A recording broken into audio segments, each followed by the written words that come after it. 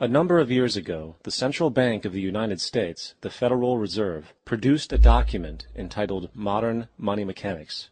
This publication detailed the institutionalized practice of money creation as utilized by the Federal Reserve and the web of global commercial banks it supports. On the opening page, the document states its objective. The purpose of this booklet is to describe the basic process of money creation in a fractional reserve banking system. It then proceeds to describe this fractional reserve process through various banking terminology, a translation of which goes something like this. The United States government decides it needs some money, so it calls up the Federal Reserve and requests, say, $10 billion. The Fed replies saying, sure, we'll buy $10 billion in government bonds from you. So the government takes some pieces of paper, paints some official-looking designs on them, and calls them treasury bonds. Then it puts a value on these bonds to the sum of $10 billion and sends them over to the Fed. In turn, the people at the Fed draw up a bunch of impressive pieces of paper themselves, only this time calling them Federal Reserve notes, also designating a value of $10 billion to the set. The Fed then takes these notes and trades them for the bonds. Once this exchange is complete, the government then takes the $10 billion in Federal Reserve notes and deposits it into a bank account. And upon this deposit, the paper notes officially become legal tender money, adding $10 billion to the U.S. money supply. And there it is. $10 billion in new money has been created. Of course, this example is a generalization, for, in reality, this transaction would occur electronically, with no paper used at all. In fact, only 3% of the U.S. money supply exists in physical currency. The other 97% essentially exists in computers alone. Now, government bonds are, by design, instruments of debt, and when the Fed purchases these bonds, with money it essentially created out of thin air, the government is actually promising to pay back that money to the Fed. In other words, the money was created out of debt. This mind-numbing paradox of how money or value can be created out of debt or a liability will become more clear as we further this exercise. So, the exchange has been made and now $10 billion sits in a commercial bank account. Here's where it gets really interesting. For as based on the fractional reserve practice, that $10 billion deposit instantly becomes part of the bank's reserves, just as all deposits do.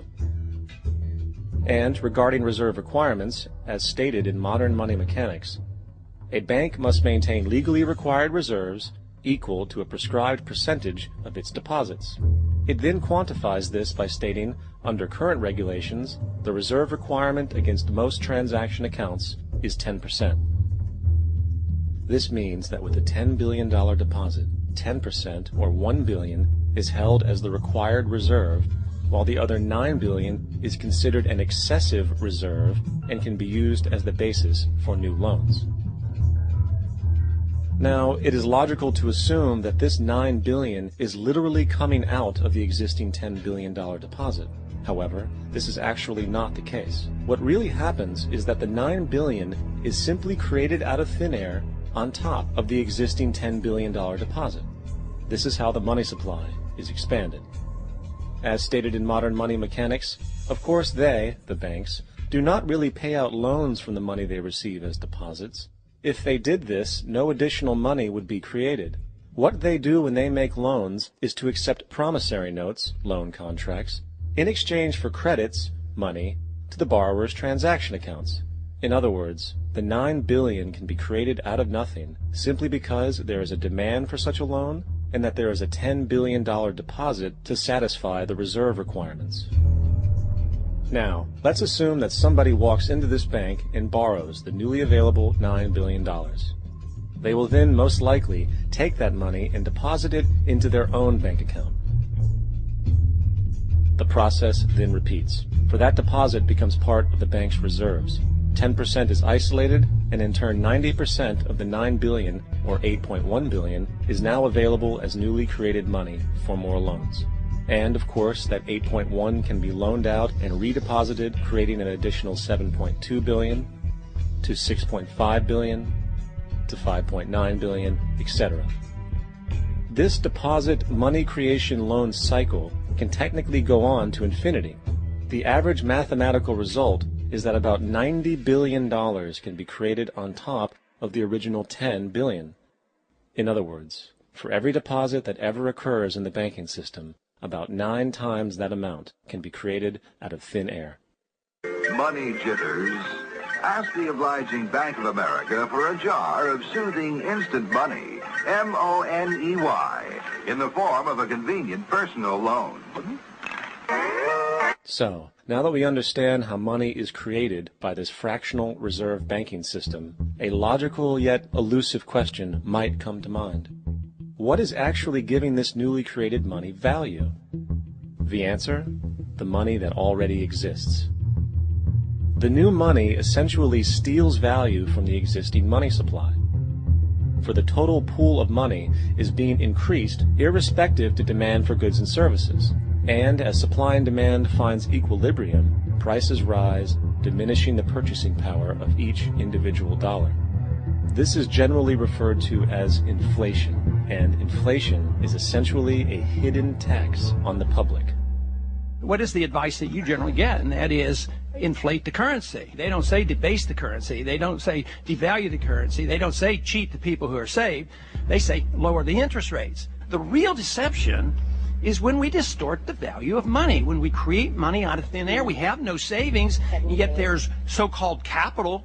So my question boils down to this: how in the world can we expect to solve the problems of inflation, that is, the increase in the supply of money, with more inflation?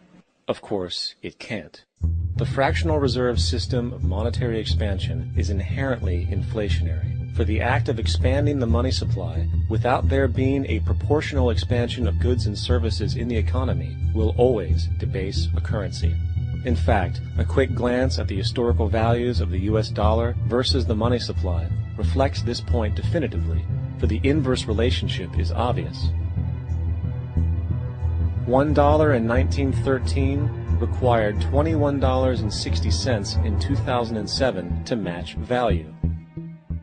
That is a 96% devaluation since the Federal Reserve came into existence.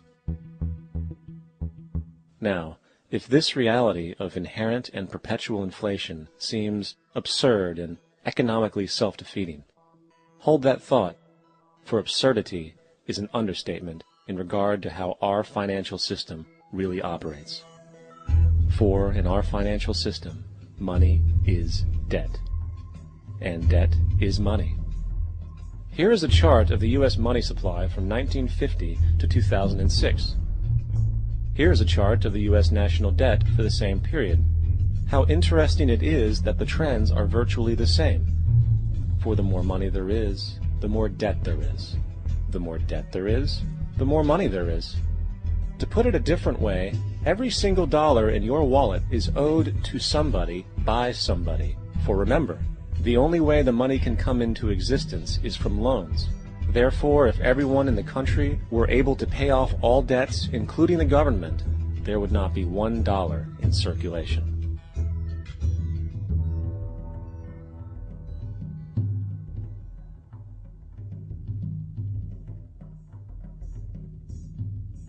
In fact, the last time in American history the national debt was completely paid off was in 1835 after President Andrew Jackson shut down the central bank that preceded the Federal Reserve. In fact, Jackson's entire political platform essentially revolved around his commitment to shut down the central bank, stating at one point, "The bold efforts the present bank has made to control the government are but premonitions of the fate that awaits the American people should they be deluded into a perpetuation of this institution or the establishment of another like it." Unfortunately, his message was short-lived, and the international bankers succeeded to install another central bank in 1913, the Federal Reserve. And as long as this institution exists, perpetual debt is guaranteed.